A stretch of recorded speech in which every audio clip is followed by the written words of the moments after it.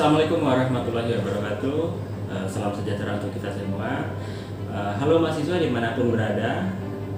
Saya Ul Kadri, salah satu staf pengajar di Politeknik Negeri Pontianak, akan membagikan tips, trik, dan strategi membuat proposal PKM 5 bidang yang berpotensi lolos untuk didanai. Banyak mahasiswa merasa kebingungan dan merasa tidak percaya diri manakala menyusun proposal PKM 5 bidang. Untuk awalnya saya akan memberikan informasi PKM 5 bidang itu apa saja. Ya. PKM 5 bidang itu terdiri dari PKM penelitian, PKM kewirausahaan, PKM pengabdian pada masyarakat, teknologi, dan PKM karsa cipta. Nah, di samping 5 bidang ini juga terdapat 3 yang termasuk ke dalam PKM 5 bidang plus 3. Di antaranya artikel ilmiah, gagasan tertulis, dan gagasan futuristik konstruktif. Nah, mahasiswa boleh memilih PKM mana saja yang bisa diikuti asalkan memenuhi kriteria-kriteria yang sudah ditetapkan berdasarkan pedoman PKM yang dirilis oleh Kemdikbud, dalam hal ini Ditjen Belmawa. Nah, secara ringkas akan saya jelaskan PKM 5 bidang, diantaranya PKM penelitian. Nah, PKM penelitian ini mengungkap fakta baru dengan menggunakan pendekatan ilmiah. Nah, jadi biasanya PKM 5 bidang PKM penelitian ini diikuti oleh mahasiswa semester akhir dengan melibatkan semester di bawahnya. Nah, jadi semacam riset yang dilakukan oleh mahasiswa itu PKM penelitian. Ya. Selanjutnya ada PKM kewirausahaan. Ya. PKM kewirausahaan ini merupakan aktivitas usaha dengan produk bermuatan ilmu pengetahuan dan teknologi. Nah, itu PKM kewirausahaan. Nah, selanjutnya ada PKM pengabdian pada masyarakat. Nah, dalam PKM ini solusi permasalahan untuk masyarakat non produktif juga berbasis ilmu pengetahuan dan teknologi.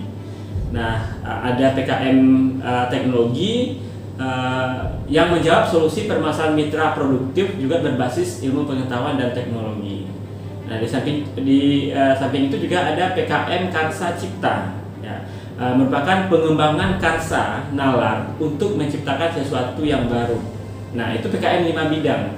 Untuk penjelasan lebih detail, nah itu kita bisa membaca pedoman PKM 5 bidang. Dan biasanya, nah pedoman ini akan dirilis oleh Ditjen Belmawa, dan mahasiswa diwajibkan untuk membaca dengan seksama dan detail pedoman PKM tersebut.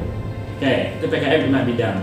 Nah, jadi mahasiswa silahkan memilih PKM mana yang mereka ikuti. Nah, tinggal dipilih apakah PKM penelitian, ya, kewirausahaan, pengabdian pada masyarakat, teknologi, atau karsa cipta. Dan juga bisa memilih 3 program lainnya, yaitu artikel ilmiah. Ya. Ada gagasan tertulis dan ada gagasan futuristik konstruktif. Dan penjelasan lebih rinci biar mahasiswa itu memahami, sering-seringlah ya perbanyak membaca pedoman. Nah, itu PKM 5 bidang plus 3. Nah, terkadang mahasiswa merasa prosedur ataupun tahapan usulan proposal itu tidak diketahui, ya. Mahasiswa kurang memahami bagaimana apa saja sih tahapan ataupun usulan dalam penulisan proposal. Nah, secara umum ya program kreatif mahasiswa itu memiliki tahapan usulan proposal. Nah, yang pertama biasanya Ditjen Belmawa menerbitkan pedoman PKM dan klasterisasi perguruan tinggi untuk program PKM itu sendiri. Nah, selanjutnya ya perguruan tinggi melakukan sosialisasi terhadap pedoman PKM yang baru dirilis oleh Ditjen Belmawa, ya. Nah, selanjutnya mahasiswa menyusun proposal. Nah, nanti setelah menyusun proposal ada nanti evaluasi internal di perguruan tinggi. Nah, dalam hal ini operator perguruan tinggi mengunggah berita acara PKM 5 bidang, artikel ilmiah, gagasan tertulis, dan gagasan futuristik konstruktif. Nah, mahasiswa juga terlibat dalam hal ini dalam mengunggah usulan proposal PKM 5 bidang. Nah, selanjutnya ada validasi oleh dosen, pendamping dan pengesahan dari pimpinan perguruan tinggi. Nah, itu merupakan tahapan usulan proposal ya.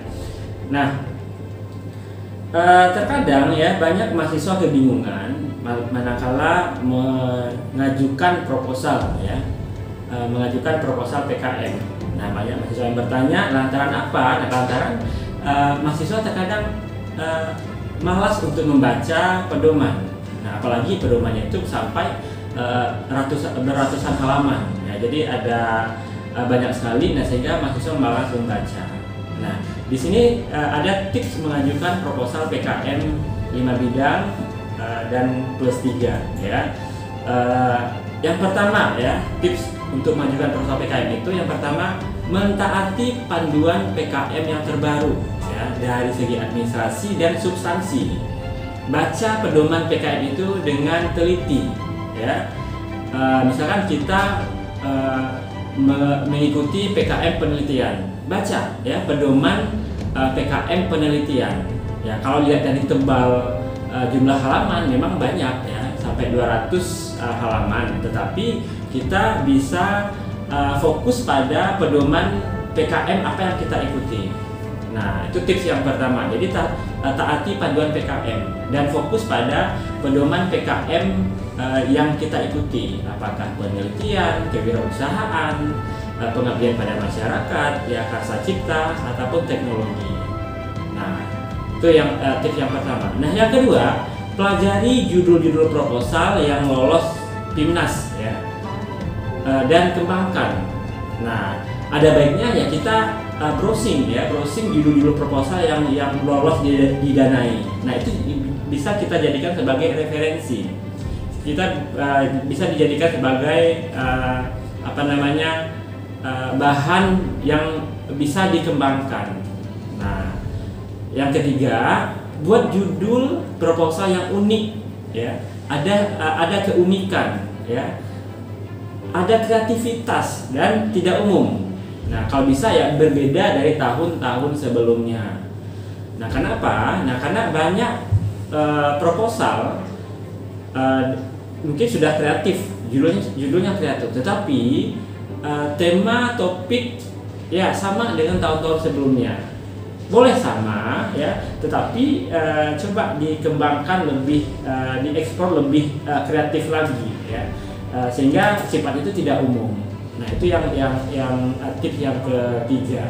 Nah, tips yang keempat ya, kita bertanya kepada teman yang sudah sering membuat proposal dan bergabung dalam satu tim. Nah, ini penting ya. Di perguruan tinggi, di kampus, nah ada teman yang sering ikut mengikuti kegiatan PKM ya, sering membuat proposal. Nah, kita bisa bertanya kepada teman kita, dan kapan perlu kita buat tim ya, buat tim untuk membahas proposal yang akan kita ikuti ya. Jadi itu yang tips yang keempat. Nah, yang kelima, nah ini juga tidak kalah penting, proposal harus dibimbing oleh dosen ya. Terkadang banyak mahasiswa atas dasar memiliki tanggung jawab sebagai mahasiswa untuk mengikuti PKM. Nah, terkadang tidak melibatkan dosen pembimbing dalam membuat proposal. Nah, banyak mahasiswa yang hanya minta tanda tangan saja. Nah, ini tidak bisa dibenarkan ya. Otomatis dosen pasti tahu ya, ketika mahasiswa mengajukan proposal, nah dosen tahu, oh ini yang harus diperbaiki, ini harus direvisi. Nah, kita bisa meminta bimbingan kepada dosen pembimbing. Nah, jadi dalam menulis proposal wajib ada pembimbing, dan kita harus melakukan bimbingan secara intensif. Nah, sehingga kita memang menghasilkan yang namanya proposal yang berkualitas. Nah, jadi itu tips mengajukan proposal PKM ya. Nah, di sini ya ada contoh judul menarik ya, contoh judul yang menarik ya. ada tips proposal yang lolos pendanaan. Ya, judul harus menarik. Nah, judul harus menarik. Judul sebisa mungkin bisa membuat reviewer itu membaca lebih lanjut proposal yang kita kirim. Ya, ini contoh salah satu judul PKM kewirausahaan yang lolos didanai ya dari perguruan tinggi lain. Ya, contoh ya, judulnya seperti ini. Hermes ya, ekstrak lidah buaya dan daun rambutan sebagai solusi rambut sehat berkilau. Nah, tema di sini yaitu lidah buaya ya, kata kuncinya itu lidah buaya. Nah, tetapi kita harus membuat judul itu lebih menarik ya. Nah, jadi tentukan temanya apa, kembangkan ya tema tersebut menjadi sebuah judul yang menarik, judul yang unik ya. Nah, ada juga contoh lain ya, PKM penelitian. Nah, contoh efektivitas antioksidan ekstrak etanol kulit ubi ungu ya dalam pembuatan hand sanitizer. Nah, tema di sini adalah ubi jalar ungu. Nah, dia dijadikan sebuah PKM penelitian dan buat judul menarik ya, buat judul yang unik. Nah, sehingga membuat reviewer lebih tertarik untuk membaca lebih lanjut proposal yang kita buat. Ya, secara langsung ya, reviewer akan membaca dan menyesuaikan kelengkapan administrasi, latar belakang, ya termasuk hal-hal unik dan menarik dan kreatif lainnya. Ya, itu contoh judul yang menarik dan lolos pendanaan. Nah, yang tadi judul harus menarik. Yang kedua, melihat tren pemenang timnas tahun lalu. Nah, ini penting ya. Kita bisa belajar, ya bisa membaca, bisa melihat pemenang timnas tahun lalu itu temanya itu apa? Apakah kesehatan atau pangan ya? Nah, kalau untuk tahun ini biasanya akan melihat tren yang memang betul-betul update ya, yang betul-betul menjadi perhatian masyarakat ya, menjadi perhatian para akademisi dalam melakukan riset ataupun kegiatan-kegiatan pengembangan ya. Contoh ya, COVID. Nah, COVID ini termasuk tema yang betul-betul menarik untuk dijadikan riset ya, bisa dikembangkan menjadi sebuah proposal PKM ya, bisa penelitian, bisa kewirausahaan, bisa pengabdian pada masyarakat. Nah, jadi lihat tren ataupun isu-isu yang betul-betul bisa dikembangkan menjadi sebuah proposal PKM. Oke, yang ketiga, menunjukkan kreativitas ya. Semakin besar kreativitas, maka semakin besar peluang untuk lolos didanai. Nah, jadi saran saya ya, cari tema besar ya, cari tema besarnya apa. Nah, kalau kita misalkan jurusan perikanan, nah kita bisa lihat apakah yang kita pelajari pada saat kita kuliah ataupun pada saat kita praktek lapangan, apa yang memang bisa dijadikan itu sebuah ide yang bisa melahirkan sebuah yang namanya kreativitas. Nah, itu tips proposal pendanaan yang lolos pendanaan ya. Nah, yang harus diperhatikan seorang mahasiswa manakala menulis proposal PKM. Nah, pada saat praevaluasi ada hal-hal yang dihindari. Yang pertama ya, format dan administrasi program. Nah, format dan administrasi program. Nah, itu di pedoman sudah sangat lengkap. Nah, tinggal dibaca. Nah, yang pertama, ketidaklengkapan administrasi ya. Ketidaklengkapan administrasi. Nah, ketidakpatuhan pada pedoman PKM itu sering sekali terjadi manakala mahasiswa menulis proposal PKM ya. Ketidaklengkapan administrasi, lampirannya tidak ada halaman pengesahannya kurang lengkap. Nah, terus dalam lampiran-lampiran lainnya ya tidak lengkap secara administrasi, ketidakpatuhan pada pedoman PKM. Nah, makanya wajib hukumnya mematuhi pedoman PKM. Nah, yang kedua, hal yang dihindari adalah tidak adanya surat kesediaan mitra usaha. Nah, ini bagi PKM teknologi ya.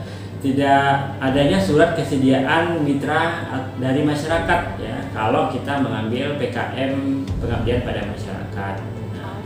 Selanjutnya dari sisi program ya, ketidaktepatan isi proposal dengan jenis program ya.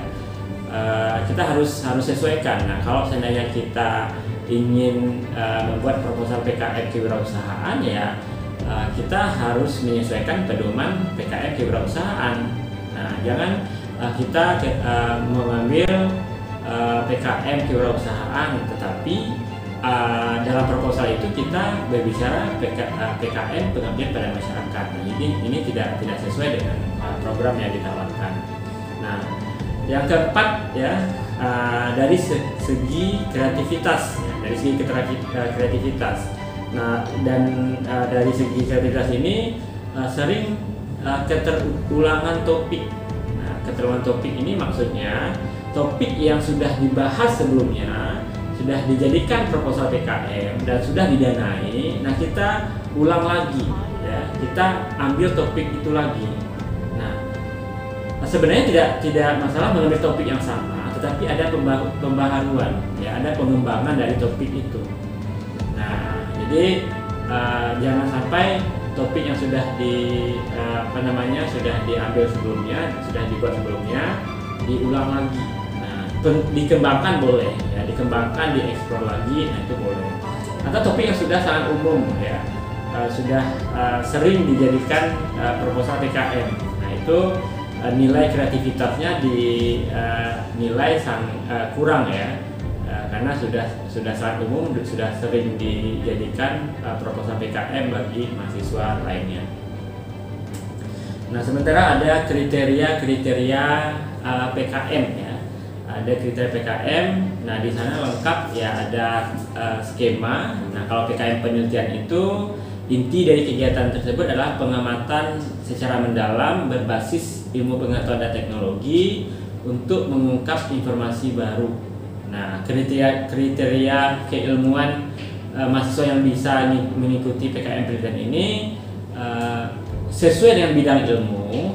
Nah, sesuai dengan bidang ilmu, lintas bidang pun juga dianjurkan. Nah, tidak harus anggotanya itu dari jurusan yang sama, ya. Boleh lintas bidang ilmu. Nah,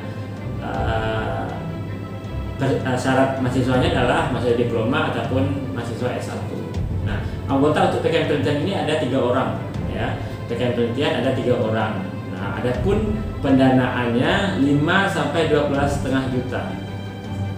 Nah, sementara luaran output dari kegiatan PKM penelitian ini adalah ada laporan kemajuan, laporan akhir, artikel ilmiah, nah, atau produk berupa program. Nah, itu PKM penelitian.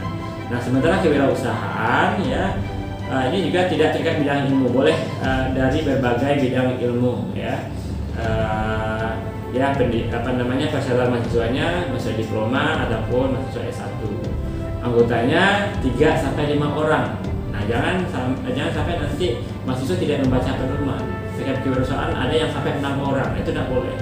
Nah, hal-hal yang semacam itu harus diperhatikan. Nah, luaran yang dihasilkan itu berupa laporan kemajuan, laporan akhir, artikel ilmiah, produk dari usaha yang kita usulkan. Nah, itu PKM kewirausahaan. Yang ketiga ada PKM pengabdian pada masyarakat, ya. Nah, inti dari kegiatan PKM pengabdian pada masyarakat ini solusi yang ditawarkan, ya, yang berbasis teknologi bagi mitra, ya, yang berorientasi non profit. Nah, kita dalam ini tidak mengambil keuntungan dari segi profit. Nah, kita memang betul-betul mencari solusi yang berbasis teknologi untuk diberikan kepada masyarakat. Nah, dan ini juga kriteria keilmuannya juga tidak terikat bidang ilmu. Nah, syaratnya ya mahasiswa diploma ataupun S1. Nah, anggotanya 4 sampai 6 orang. Nah, untuk PKM pengabdian pada masyarakat ya baru bisa 4 sampai 6 orang.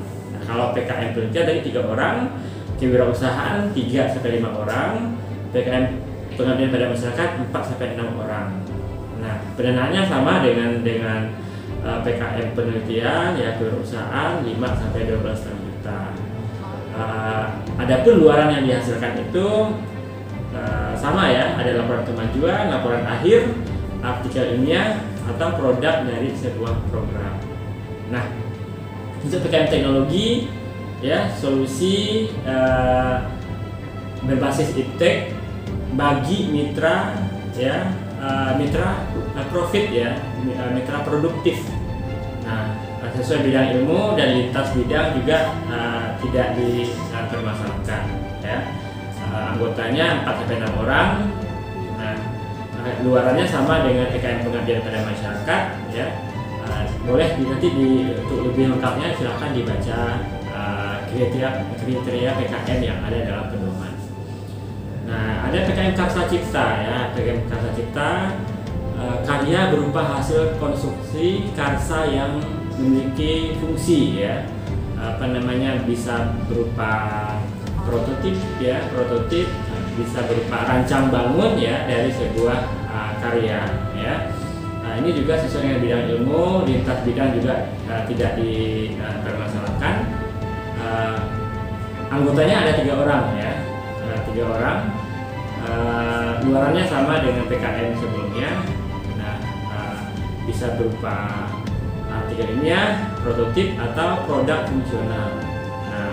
Nah, sementara untuk PKM artikel ilmiah ya, gagasan tertulis ya, gagasan futuristik konstruktif. Nah, itu silahkan nanti dibaca kriteria yang terdapat dalam pedoman PKM ya. Nah, untuk hal yang diperhatikan ya, yang perlu diperhatikan dalam format dan administrasi ya. Yang pertama, kesesuaian format proposal dan tulisan ya. Dalam ini struktur proposal. Nah, perhatikan struktur proposal itu ada cover ya. Cover ini biasanya harus sesuai dengan yang ada di pedoman ya. Cover, halaman pengesahan, daftar isi ya. Ada item lampiran ya, margin, spasi, jumlah halaman ya, semuanya itu sesuai dengan pedoman. Nah, kita tidak boleh berkreativitas sendiri dalam hal format proposal dan tulisan. Nah, kalau sudah ditetapkan hurufnya itu Times New Roman ya, jangan dibuat Arial ya, jangan dibuat Allegrian dan lain sebagainya. Jadi memang betul-betul sesuai dengan pedoman. Oke. Yang kedua, kesesuaian persyaratan administrasi. Nah, ini wajib ya, kesesuaian persyaratan administrasi.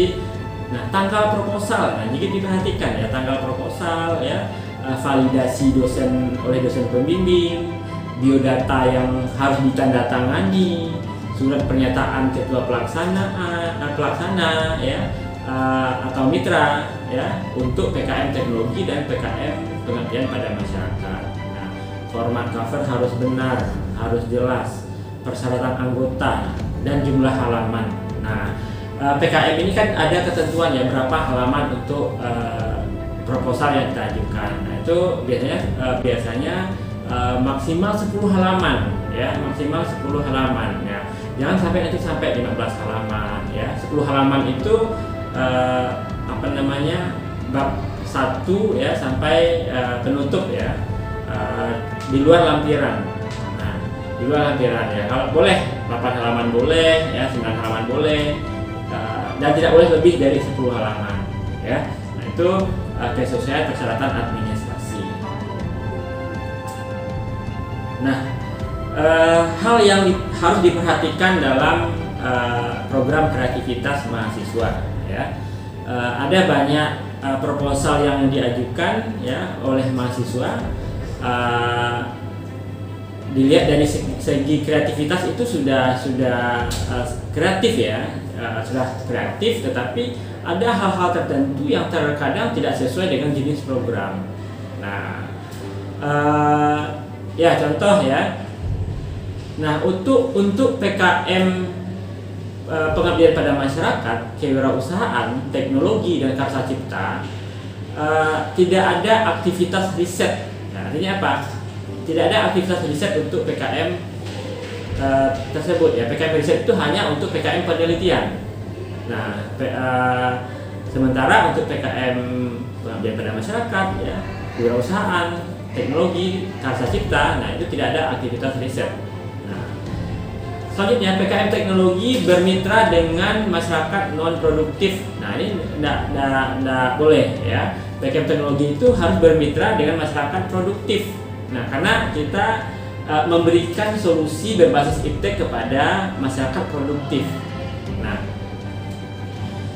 PKM teknologi harus ada gambaran teknologi, ya, harus ada gambaran teknologi dan mitra, ya, harus ada mitra. Nah, jadi itu tolong diperhatikan, ya. PKM pengabdian masyarakat bermitra dengan masyarakat produktif. Nah, harusnya PKM pengabdian pada masyarakat ya harus bermitra dengan masyarakat non produktif. Nah, di pedoman itu ada, di pedoman itu jelas, ya, tinggal dibaca. Nah, PKM kewirausahaan menjalankan usaha bukan dari tim mahasiswa, ya. Tidak adanya identifikasi peluang usaha, ya. Itu untuk PKM kewirausahaan. Nah, PKM penelitian variabel-variabel yang diteliti tidak ada. Nah, itu tidak dibenarkan. Nah, yang namanya penelitian harus ada variabel-variabel yang diteliti. Nah, itu hal yang harus diperhatikan dalam sebuah program. Oke. Nah, tadi sudah saya sampaikan hal yang diperhatikan dalam kreativitas, ya. Topik berulang dan sudah sering. Itu dihindari. Nah, kalaupun ada topik yang sama tetapi dikembangkan lagi, ada inovasi dalam topik itu, nah itu dianjurkan, ya. Topik sudah sangat umum, nah sudah sering dilakukan, sudah sering dijadikan sebuah proposal PKM. Nah, dan yang terakhir adalah kreativitas terlalu kecil atau terlalu besar. Nah, ini juga harus diperhatikan dari segi kreativitas, ya. Kreativitas terlalu kecil, artinya apa? Tidak ada nilai kreativitas di dalamnya, ya. Yang namanya program kreativitas mahasiswa ya harus ada nilai kreativitas. Nah, tidak terlalu kecil dan juga tidak terlalu besar. Nah, kalau terlalu besar harus disesuaikan dengan pendanaan, ya. Terlalu besar dalam artian ya kita melakukan sebuah kegiatan yang cukup besar, ya, kegiatan cukup besar. Nah, kita harus menyesuaikan dengan dana. Ya, pendanaan hanya yang disediakan hanya sebesar maksimal itu 12 juta, ya, 12,5 juta. Nah, ini harus diperhatikan.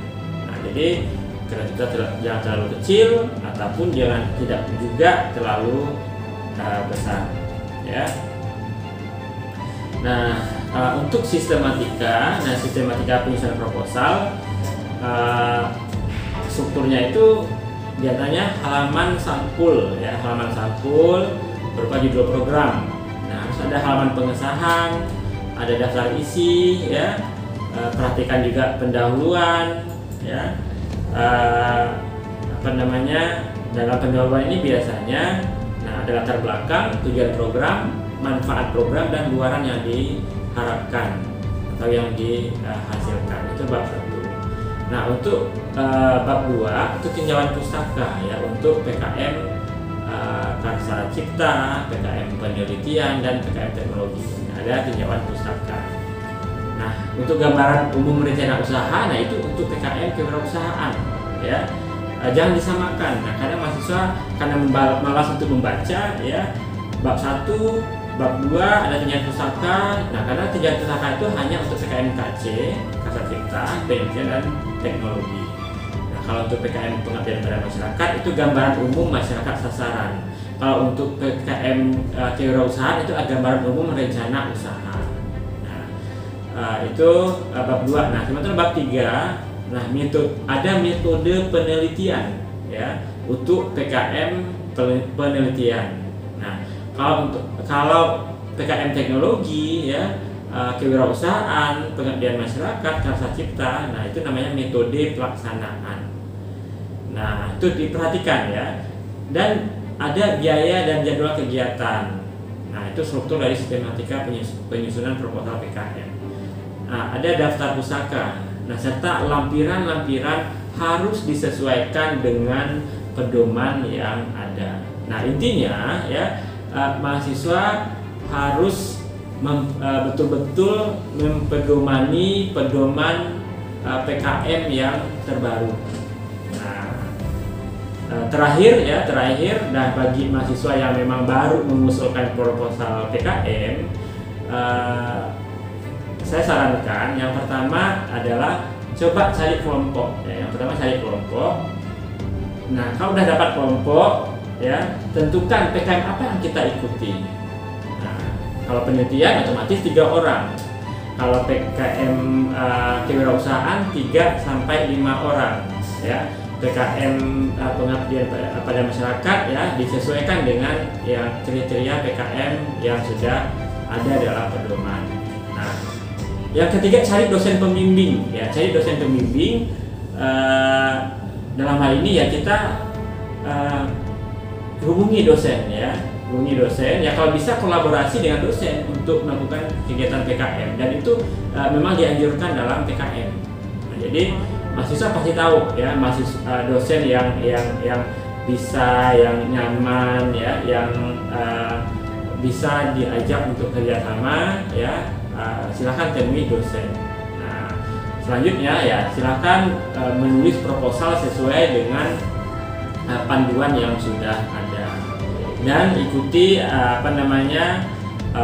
arahan ya, instruksi ya, ataupun prosedur pengiriman proposal mulai dari tingkat internal ya, perguruan tinggi, nah sampai nanti pada saat kita dinyatakan lolos internal, nah baru nanti kita mengupload proposal tersebut ya, dengan sebelumnya kita mendapatkan akun dari operator perguruan tinggi. Oke, itu merupakan strategi penulisan proposal PKM 5 bidang. Saya tidak bosan-bosan menyampaikan untuk mahasiswa yang menulis proposal PKM, budayakan yang namanya itu membaca pedoman. Ya, itu intinya, baca pedoman. Nah, jangan malas membaca. Nah, akhirnya apa? Kita sudah capek-capek buat proposal, akhirnya gagal di internal ya. Karena apa? Nah, lantaran tidak membaca pedoman. Oke, bagi mahasiswa yang akan mengikuti proposal atau mengajukan proposal PKM, mudah-mudahan ya sukses, mudah-mudahan bisa lolos PKM pada tahun ini. Satu pesan saya, pedoman itu harus dibaca ya. Karena di pedoman itulah semua langkah-langkah prosedur dalam menulis proposal PKM. Terima kasih, hanya itu yang bisa sampaikan. Saya berbagi tips dengan para mahasiswa. Saya ucapkan terima kasih. Assalamualaikum warahmatullahi wabarakatuh. Nah teman-teman, setelah menyimak penjelasan mengenai PKM 5 bidang plus 3 dari Bapak Ulul Qodri tadi, sekiranya teman-teman yang masih bingung, kami dari Hikmah Diksi mengadakan Q&A mengenai PKM 5 bidang plus 3 ini. Bagi teman-teman yang ingin mengajukan pertanyaannya, silahkan untuk mengisi link Google Form Q&A yang ada di samping. Jangan lupa untuk terus mengikuti Hikmah Diksi TV untuk mendapatkan informasi mengenai PKM dan informasi selanjutnya. See you.